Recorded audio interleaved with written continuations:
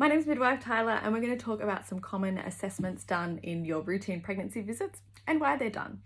So within a standard maternity visit, generally it starts with the weight. Now, if you don't feel comfortable with your weight being taken and it's something that's really going to affect you, you can definitely discuss with your practitioner to have them less regularly or even to not see your weight at all.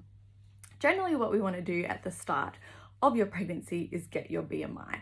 Now, we know that the BMI measurement is controversial and not always super accurate, but it's the best we've got at the moment, so it's what's used.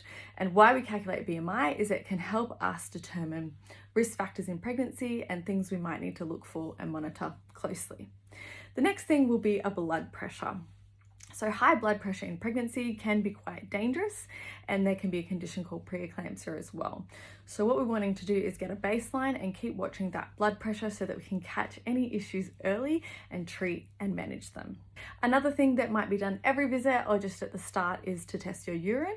So again, we're testing for a condition called preeclampsia, and that is often categorized by protein in your urine, but we might also be testing for an infection too, as infections can bring on preterm labor and cause some complications in pregnancy.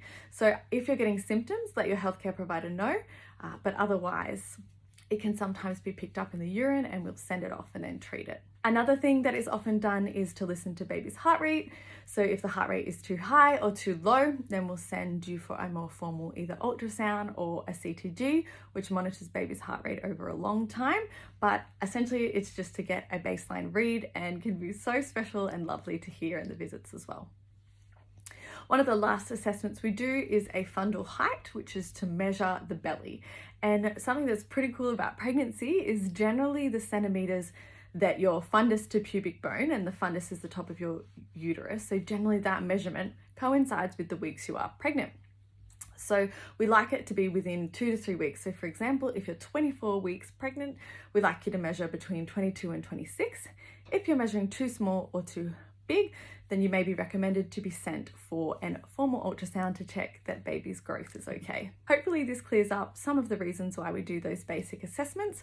Of course, there might be more, and it's completely okay to ask your healthcare practitioner the reason why everything's being done, as we love getting questions and explaining things so that you feel more comfortable and in control of your care.